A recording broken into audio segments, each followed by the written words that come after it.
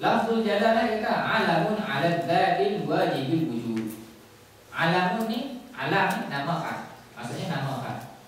Nama khas bagi az-zat al-wajibul wujud. Nama bagi zat yang wajibul wujud. Wajibul wujud ni maksudnya perkara yang mesti ada. Kita ada masuk sikit. Dah teranglah istilah bagi faham. Kita insya-Allah kita akan faham. Insya-Allah lebih mudahlah. Yang selawat sikit. Syariat ada. Allahu Akbar. Okey. Masuk al-wajib ini. Wajib ni bukan wajib mayang ni. Ini disebut dalam istilah perbincangan ilmu tauhid bimbang disebut ni wajib di sisi akal. Apa maksud wajib akli ni? Kita bagi contoh. Kita bagi makna dulu. Maksud wajib ni, wajib akli ni perkara yang otak tidak boleh tidak akan kata ya pada benda tersebut. Panjang ni. Dia kata ma la yutasawwaru bil aqli adamu. Apa yang tidak dapat diterima oleh akal ketiadaannya. Boleh kan? Apa yang tidak dapat diterima oleh akal kita ketiadaan benda tersebut. Itu disebut wajib al-wujud. Nak bagi contoh bagi mudah faham. Bila kita tengok dalam cawan ini ada air, kita tengok dengan mata kita sendiri. Lepas daripada kita tengok tadi dia penuh, kemudian kita kali belah lain sikit, tiba-tiba air tadi telah kosong, telah habis.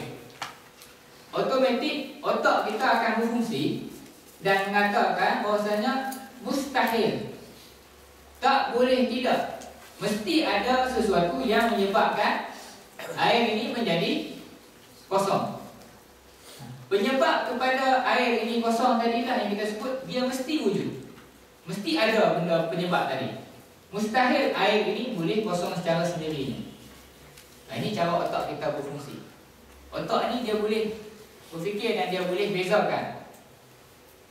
Dia boleh bezakan mana satu benda yang mesti wujud, mana satu benda yang tak ada masalah. Boleh jadi ada, boleh jadi tak ada. Sebagai contoh, kita nampak bangunan. Bangunan ada siap elok. Otak kita tak boleh terima. Tak boleh terima kata pembina bangunan tu tak wujud. Otak kita tak boleh terima kata bangunan itu wujud tanpa ada pembina dia. Itu maksud kata benda yang wajib akli. Benda yang wajib di segi akalnya. Boleh faham kan ni? Mana otak kata benda ni mesti ada. Kalau kita tengok bangunan itu ada, otak akan kata pembina itu mesti wajib kena wujud pembina dia. Mesti ada. Kalau tidak, mustahil bangunan itu boleh wujud sendiri. Macam itulah seterusnya. Jadi bila kita tengok alam ini tercipta dengan cantik, tercipta dengan tersusun, tercipta dengan begitu kompleks dia punya penciptaan dia. Kalau kata jumlah jarak antara planet lari sikit akan menyebabkan turut berlaku kerosakan kepada semua planet. Kalau jumlah oksigen terlebih sedikit pun akan menyebabkan berlaku kerosakan dalam dunia ini. Maknanya susunan tu susunan yang terlampau tepat. Jadi secara automatik otak kita akan kata mesti wujud satu kuasa yang mesti dia itu wujud. Tak boleh dia tak ada. Kalau dia tak ada, macam mana kita boleh ada? Ini yang dimaksudkan dengan wajibul wujud. Boleh? Maksudnya Allah Ta'ala ni benda yang mesti ada. Kita ni boleh jadi ada, boleh jadi tak ada. Sebab asalnya kita ni tak ada. Tiba-tiba kita diwujudkan oleh Allah Ta'ala. Maknanya kita ni boleh jadi ada, boleh tak ada. Kita mati pun tak ada masalah pun. Tapi kalau untuk jaga alam ini, untuk tadbir alam ni, mustahil. Otak kita kata tak boleh terima. Tak boleh terima kata tak ada kuasa yang mencipta dan menghidupkan kita ni. Ini maksud. Jadi perkataan Allah tu dia kata nama khas bagi kuasa yang wajibul wujud ini tadi. al-mustahiqqu li jami'il mahamid. Yang mana kuasa tadi, yang wajibul wujud ni tadi, zat yang wajibul wujud ini, zat itu berhak, mustahil, layak untuk mendapat di jami'il mahamid, untuk mendapat segala pujian dan segala puja-pujaan dan puji-pujian. Cukup setakat kita ambil sikit nak bagi faham saja. Boleh? Perkataan Allah ini adalah nama khas yang dimiliki oleh kuasa yang kita iktiraf kekuasaannya, kita iktiraf penciptaannya kepada kita. Boleh? Jadi kalau kita nak bagi faham kawan mudahnya, Allah itu maksudnya nama khas dari Allah Ta'ala.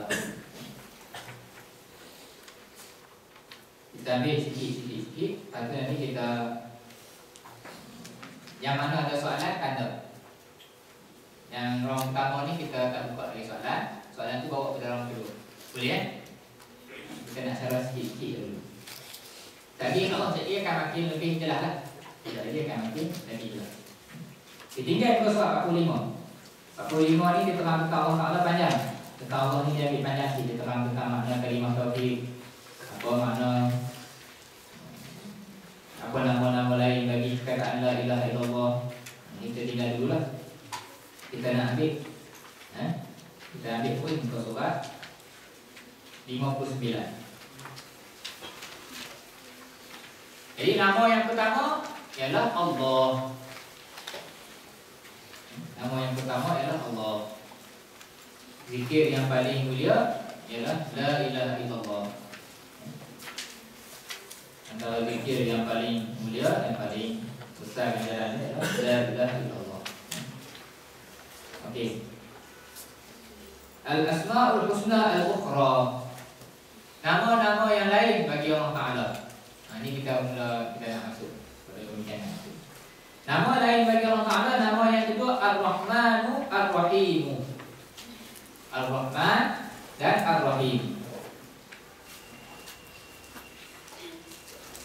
Ini kita baca. Ismani Arabiyani lahu ta'ala. Dua nama, yang mana dua nama ni bahasa Arab lah. Semua bahasa Arab. Arabiyani lahu ta'ala minar rahmah. Asal perkataan Ar-Rahman dengan Ar-Rahim ini daripada rahmah. Rahmah ini maksudnya kasih sayang, lemah lembut, penyayang. Okey. Wa hiya fil asli, perkataan Ar-Rahman, Ar-Rahmah ini dikata fil asli pada asalnya, pada asal penggunaan dari segi penggunaan bahasa Arab, orang Arab bila dia guna rahmah ni dia kata riqqatun fil qalbi. Perasaan apa? Riqqah ni perasaan halus dan lembut pada hati manusia. Taqtadi at-tafaddul wal ihsan, yang membawa kepada, taqtadi ini membawa kepada at-tafaddul, berbuat baik, memberi ganjaran, wal ihsan, yang memberi kebaikan. Asal penggunaan rahmah tadi. Rahmat ni kita sebut wa huwa rahimun. Seorang ni bersifat dengan sifat rahmah. Maksudnya hati itu hati yang lembut. Yang lembut pula menyebabkan dia tu mudah untuk buat baik kepada orang lain. Bila kita sebut penggunaan rahmat ni asalnya dengan wujudnya hati, hati yang lembut dan bawa kebaikan pada orang lain, maknanya benda tu tak bolehlah kita guna pada Allah Ta'ala. Sebab apa? Sebab kita dah sebut dah awal-awal tadi, Allah Ta'ala ni tak sama dengan makhluk. Dia ni ada jantung dan ada hati, yang jenis ada perasaan-perasaan ni. Perasaan semua ni jenis kita manusia ni. Jadi dia kata wal istihadati dzalika, disebabkan kalau tersebut mustahil. Maksud mustahil tak boleh dah kita sebut. Maksud nak terjemah mustahil tu ya, tak boleh kita gunakan bagi Allah Ta'ala. Sebab apa? Sebab mana ada hati, mana ada rasa orang kata apa? Feeling ni. Jenis feeling ni kita. Jadi dia kata wal istihadati dzalika, mustahil yang penggunaan asal bahasa Arab itu kepada Allah Ta'ala fi haqqihi ta'ala, bagi Allah Ta'ala, yuradu biha ghayatuha. Yuradu biha yang dikehendaki di sini Yang bermaksud di sini ialah ghayatuha. Yang bermaksud daripada perkataan Ar-Rahman dengan Ar-Rahim ini, rahmah di sini bagi pihak Allah Taala ialah hasil daripada lembutnya hati tadi. Hasil dari lembut hati ini bawa kepada apa? Bawa kepada at-tafaddul wal ihsan. Orang yang lembut hati tadi hasilnya akan bawa kepada buat baik dan bagi ganjaran kebaikan. Jadi dia kata yang jenis hati-hati tadi itu tak kenal dengan Allah Ta'ala, tapi dia kata yang boleh kita guna dan boleh kita faham daripada Allah Ta'ala ialah at-tafaddul wal ihsan. Okey. Jadi dia kata apa maksud ar-rahmah bagi Allah Ta'ala ni lah? Iradatu isalil khairi wat tawa. Maksudnya Allah Ta'ala ni berkehendakkan iradatu isalil khairi wat tawa liman yasha'a min ibadihi wa daf'i syarri anhum. Itu yang kita ambil dari sini itu saja. Maksud Ar-Rahman Ar-Rahim ni ialah Allah Ta'ala ni dia memang berkehendakkan iradatu isalil khairi wat tawa, memberi kebaikan dan ganjaran liman yasha'a min ibadihi, kepada siapa-siapa sahaja yang dia kehendaki daripada hamba-hambanya, wa daf'i syarri anhum, dan juga menahan dan juga menghalang keburukan daripada hamba-hambanya.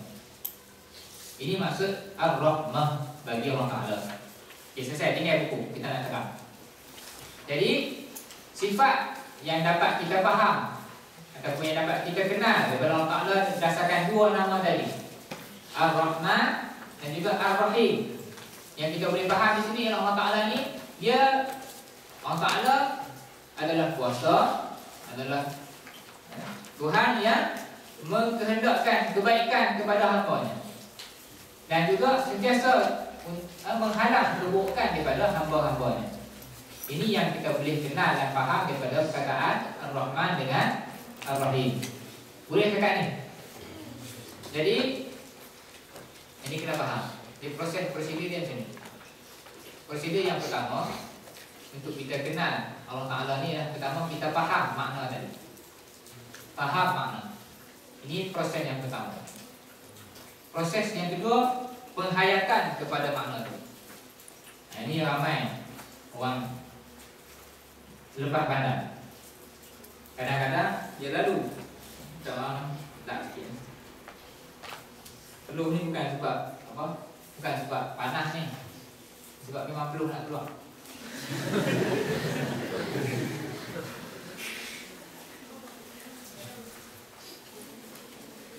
Okey, patah balik. Allah Ta'ala ni yang kita boleh faham dan kenal daripada namanya Ar-Rahman dan Ar-Rahim ialah Allah Ta'ala ni sentiasa berkehendakkan kebaikan kepada hamba-hambanya dan sentiasa menolak keburukan daripada hamba-hambanya. Ini yang kita faham daripada makna daripada perkataan tadi. Di sudut penghayatannya pula macam mana? Ini kunci nak bagi kat sahabat-sahabat. Penghayatan terhadap nama Allah Ta'ala ni, dia tidak akan terpisah daripada kita 24 jam. Sebagai contoh, kalau kata tak faham, takkan ada penghayatan. Bila dah faham, baru kita akan menghayati makna-maknanya. Sebagai contoh, bila kita tengah jalan seorang-seorang,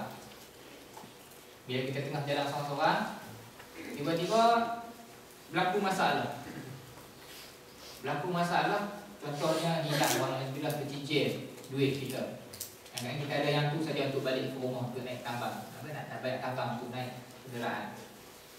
Dalam keadaan kita duduk seorang-seorang tadi, tak ada siapa pun yang tahu keadaan kita. Tak ada siapa pun yang tahu keadaan dan situasi kita yang kita hadapi ni tadi.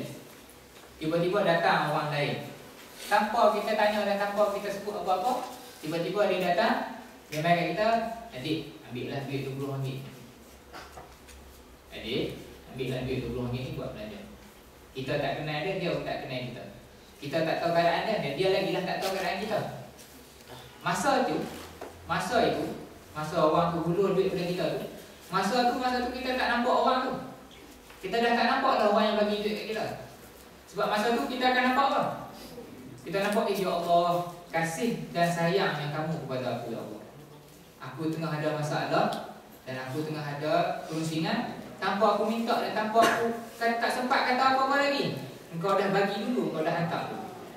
Ini penghayatan bila kita dah kenal dan kita dah faham nama Allah Ta'ala tadi. Boleh nampak ni? Jadi bila masuk Ar-Rahmah ni, Allah Ta'ala ni dia nakkan kebaikan dan dia sayang dan kasih kepada makhluk dia. Allah Ta'ala bukan yang macam yang kita faham nak azab kita. Allah Ta'ala ni sangat pemurah dan sangat penyayang. Dia bagi kepada semua.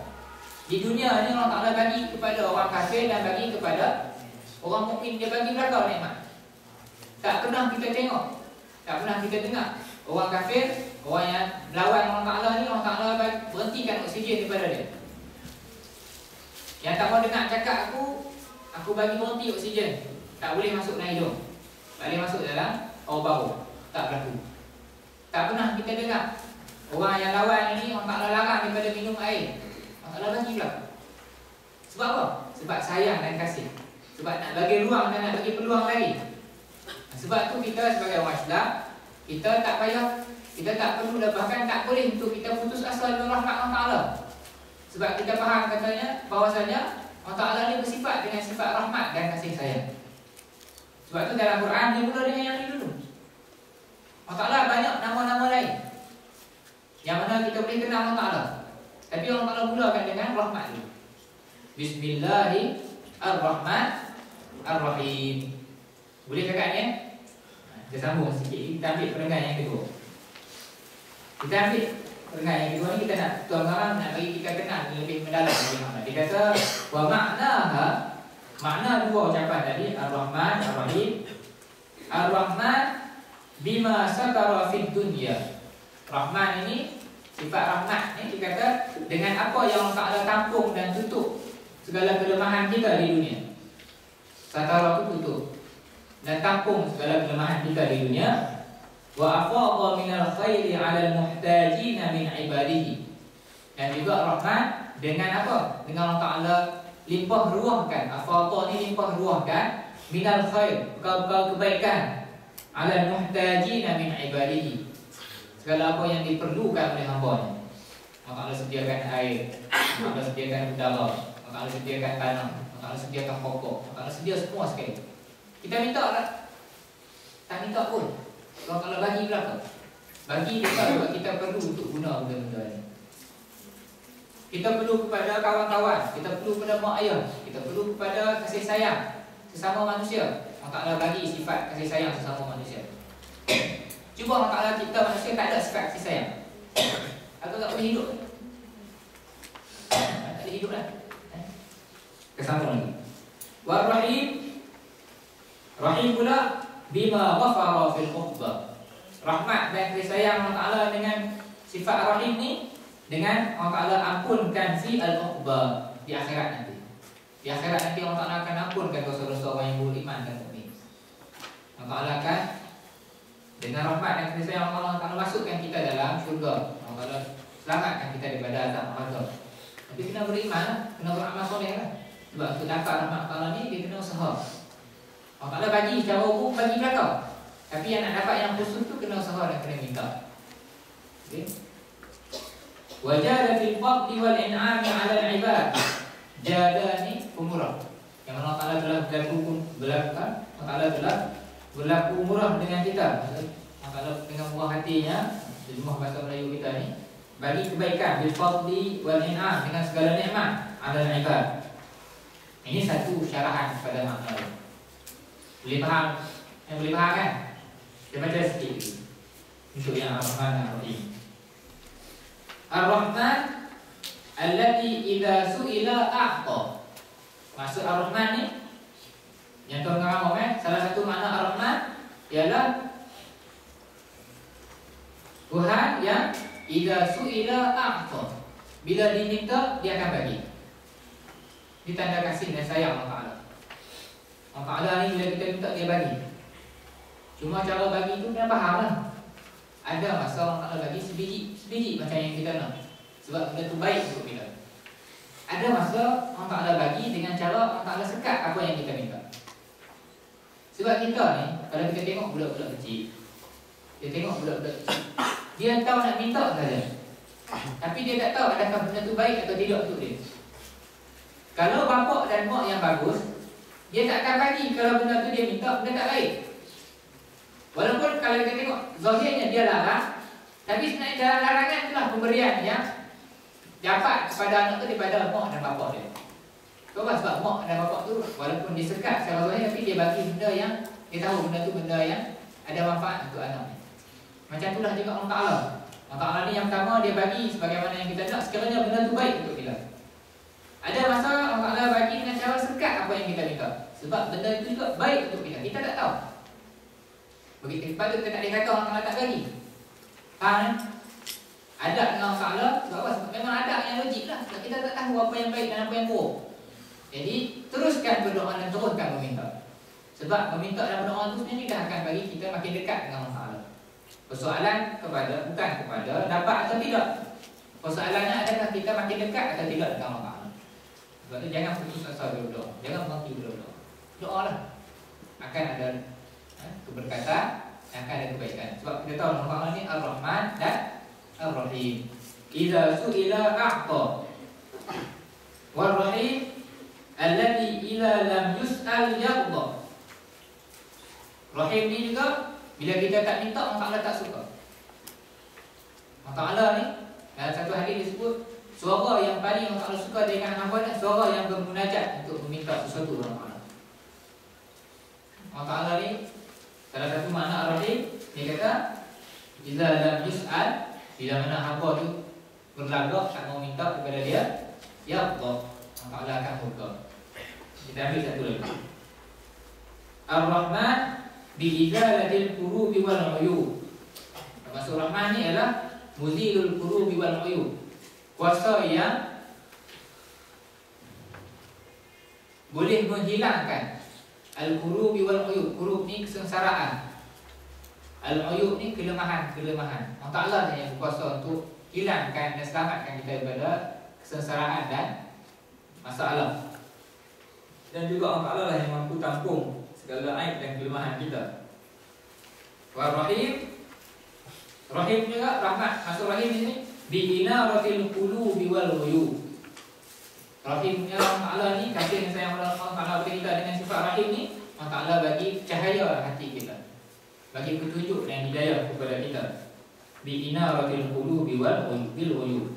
Bi'inaratil qulubi bil uyub ni maksudnya Allah bagi cahaya pada hati kita lah, tanpa kadang-kadang kita tak pasal, kita tak tahu pun. Allah Ta'ala bagi hidayah dan bimbingan kepada kita. Kita bukan sedap Allah Ta'ala bagi masuk cahaya dalam hati kita macam mana kan. Jadi poinnya, khulasa kepada makna yang banyak ni adalah Allah Ta'ala kepada Ar-Rahman dengan Ar-Rahim ialah Allah Ta'ala berkehendakkan kebaikan kepada hamba-Nya, dan Allah Ta'ala menolak segala keburukan, menampung, menyekat dan menghalang segala keburukan daripada menimpa kepada hamba-hamba Dia. Adalah khilaf di kalangan ulama yang bincang apa beza Ar-Rahman dengan Ar-Rahim. Ini adalah tentang sentuh panjang. Cuma kita ambil sedikitnya sebagai khulasa poin cukup kita faham. Ada yang kata Ar-Rahman ini sifat rahmat dan kasih sayang di dunia. Ar-Rahman sifat kasih dan sayang Allah Ta'ala ni di dunia. Sebab apa? Meliputi ke semua makhluk, meliputi orang Muslim, meliputi orang bukan Muslim, semua sekali. Ar-Rahim sifat rahmat dan kasih sayang Allah Ta'ala khusus di akhirat. Bila sebut khusus di akhirat, rahmat dan kasih sayang hanyalah untuk orang-orang yang beriman. Khusus untuk orang yang beriman. Ada seorang ulama untuk dia kata, satu rahmat, satu kasih sayang Allah Ta'ala yang kena pada kita itu adalah jauh lebih baik daripada segala amal soleh yang kita pernah buat daripada kecil sampai kita mati. Satu rahmat yang kita dapat daripada Allah Ta'ala itu adalah jauh lebih baik daripada amal soleh yang kita pernah buat daripada kita kecil sampai kita mati. Kita nak banding nilai. Sebab tu kena minta lah selalu daripada Allah Ta'ala ni, minta rahmat. Sebab tu kita perlu baca dalam duduk antara dua sujud, Allahumma ghfirli warhamni. Ya Allah ya Tuhanku, kasihkanlah aku. Irhamni diangkat kepala dia.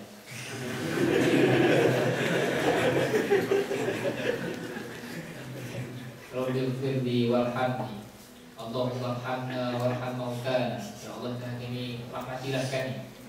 Jadi permintaan minta rahmat dan minta kebaikan kepada Allah ni kena minta selalu. Jalan yang paling cepat untuk dapatkan rahmat Allah adalah dengan berselawat kepada Rasulullah SAW. Sebab apa? Sebab ada hadis yang sebut, man shalla alayya salatan sallallahu alaihi biha asyra. Siapa-siapa yang berselawat kepada aku sekali, maka Allah Ta'ala akan berselawat kepada dia 10 kali. Maksud selawat Allah Ta'ala kepada makhluk ialah ar-rahmah. Kita selawat sekali, kita akan dapat 10 rahmat kepada Allah Ta'ala. Ini jalan yang paling cepat, jalan yang paling cepat dan tidak, bahkan ulama kata jalan yang tidak akan tertolong. Bila buat, confirm Allah akan bagi. Kadang-kadang amal soleh ni boleh jadi tak terima lagi sebab boleh jadi tak ikhlas, boleh jadi riak, boleh jadi sekian-sekian. Setengah-setengah ulama sebut, ulama-ulama Islam ni, ulama akan sebut, selawat ni adalah amalan yang tidak akan tertolong. Allah Ta'ala tak akan tolong, hatta daripada orang yang riak sekalipun. Kalau kita betapa besarnya selawat ni. Jadi di dunia dan di akhirat yang nak selamatkan kita adalah rahmat Allah Ta'ala. Jadi banyakkanlah berselawat kepada Rasulullah SAW. Boleh kot tak? Boleh dah faham sedikit sebanyak. Kita bukanlah nak faham secara detail kan? Cukup untuk kita dapat gambaran umum untuk kita kenal Allah Ta'ala. Jadi kena sedap lah. Jangan duk rasa putus asa. Jangan rasa lemah bila terbuat maksiat. Jangan rasa lemah. Kena cepat-cepat patah balik. Sebab pintu rahmat masih terbuka. Kalau masa kita gagal, jangan putus asa. Sebab kita tahu rahmat Allah Ta'ala terbuka luar. Ada ruang lagi untuk dapat kejayaan. Ada masalah, jangan putus asa. Sebab kita yakin ada Tuhan yang berkuasa, yang penuh kasih sayang, yang akan bantu kita. Yang kita sebut tadi, Bismillahirrahmanirrahim itu duduk starting dalam Al-Quran. Maknanya itu sifat asasi. Bismillahirrahmanirrahim juga Alhamdulillah juga starting dalam Al-Fatihah, yang kita ulang tiap-tiap hari 17 kali.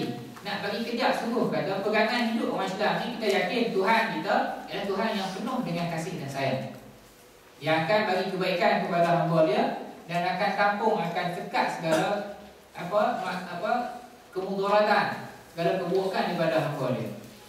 Kena usaha lah. Kena usaha untuk minta dan kena jaga hubungan dengan Allah. Kita sesama manusia pun, manusia, dia tu baik. Bila kita buat baik, dia buat baik balik dengan kita. Sesama manusia. Ini apatah lagi Allah Ta'ala yang maha kaya ni. Ini fungsi bila kita makin kenal dan faham nama-nama Allah Ta'ala. Yang kedua, kita akan berhenti 2 minit lagi lah. 2 minit belum pukul 11 kita berhenti lah. Kita akan bagi masa untuk rehat lah. Yang keempat, Al-Malik. Nama empat Allah Ta'ala yang Al-Malik.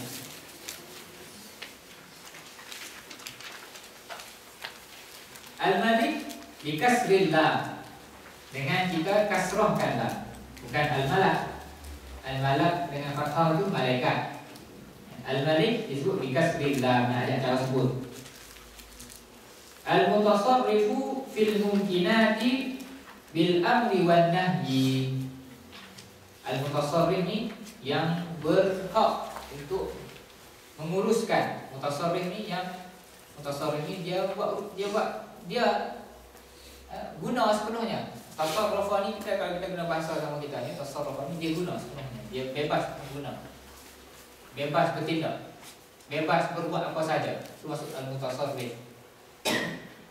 Maksudnya berkuasa penuh lah. Kita sebut baik kena ni, yang berkuasa penuh.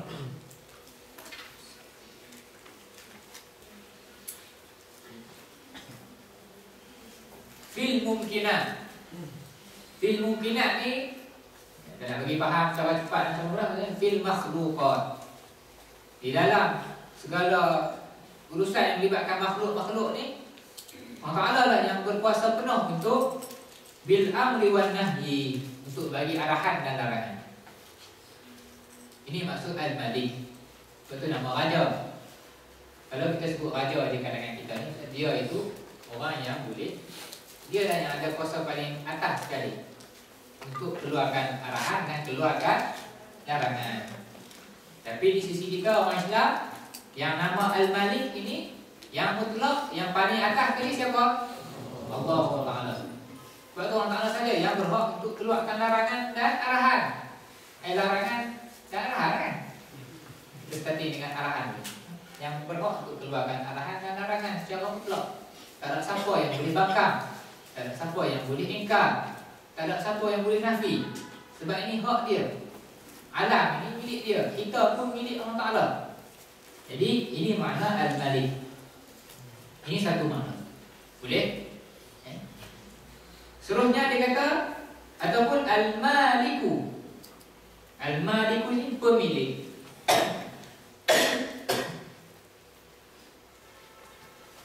Al-Maliku li jami'il asya'i. Pemilik kepada segala sesuatu. Syurga neraka Allah Ta'ala punya. Langit bumi Allah Ta'ala punya. Malaikat jin semua Allah Ta'ala punya. Semua sekali lah. Semua makhluk ini Allah Ta'ala milik belakang. Bila dia pemilik, dia boleh guna sebagaimana yang dia nak. Dan dia boleh letak undang-undang untuk penggunaan terhadap benda tersebut. Itu hak pemilik. Yang kita nak pinjam buku kawan. Kawan tu tuan punya buku. Ikut suka dia nak buat undang-undang apa pun. Dengan satu muka surat yang kau baca, kena bayar RM2 pada dulu. Dia kata, apa ni teruk sangat kan? Buku aku kan? Nak baca tak mahu. Kita pula jenis minat komik kan? Tak payahlah cukup. Dia tadi dengan komik yang itu kalah macam orang tak dapat dalam. Bagi juga. Jadi pemilik ini dia kata al-mutasarrifu fiha, yang Allah Ta'ala berkuasa penuh untuk guna, untuk gunakan, untuk uruskan bi iradatihi wa qudratihi wa hikmatihi. Allah Ta'ala berhak untuk guna dengan segala ikut kehendak Allah Ta'ala. Nak buat macam mana pun di dunia ni, di alam kita ni, semuanya tunduk kepada kekuasaan Allah Ta'ala. Bi iradatihi wa qudratihi, dengan kekuasaan Allah Ta'ala, wa hikmatihi, dan juga dengan penuh hikmah Allah Ta'ala. Allah Ta'ala tadbir, Allah Ta'ala uruskan alam ni dengan penuh hikmah. Otak kita tak mampu capai. Kita boleh nampak, cuma baru nampak sikit saja. Sebab tu kita sebut benda-benda yang berlaku, yang kadang-kadang kita nampak macam buruk, benda-benda yang berlaku pada kita, ataupun berlaku depan mata kita, ataupun berlaku pada orang yang kita nampak zahirnya seakan-akan buruk. Buruk itu di sisi kita. Sebab apa? Sebab buruk itu di sisi maklumat yang kita baru ada. Tapi kalau dengan maklumat yang penuh, pandangan kita boleh jadi buruk. Macam kita sebut anak tadi. Anak tadi yang umur 8 tahun, maklumat yang ada di mata dia hanyalah maklumat kaitan coklat itu sedap dan manis. Maklumat tu je ada. Dia tak ambil dentist lagi. Baru dah jam 2. Tengok Dr. Gigi pun lari ni. Bukan tak tengok Dr. Gigi, tengok kad orang main hantar kelas. Muhammad dia sekian-sekian. Basah dah. Basah seluruh dah. Nak bagi tahu, maklumat yang ada pada mata, pada otak dia hanya maklumat sedap dan gula-gula. Kalau bertambah lagi maklumat kata gula-gula ni akan merosakkan diri, ketika tu pandangan terhadap gula-gula tadi akan berubah. Nak bagi faham kata, kita macam itulah dengan Allah Ta'ala ni. Bila Allah Ta'ala takdirkan sesuatu berlaku pada kita satu benda, kita akan nampak buruk di sisi kita. Sebab maklumat yang kita ada tu cuma sedikit. Sebab tu kena husnuzan, kena bersangka baik, maksudnya ada hikmah yang aku tak tahu lagi. Dan memang itulah yang berlaku selalunya. Bahkan kita tanya setiap orang, semua orang pernah lalu benda tersebut. Ada benda-benda yang berlaku pada kita awal, kita nampak macam buruk. Tapi bila berlaku berlalu beberapa tahun, kita kata mujurlah hari itu Allah Ta'ala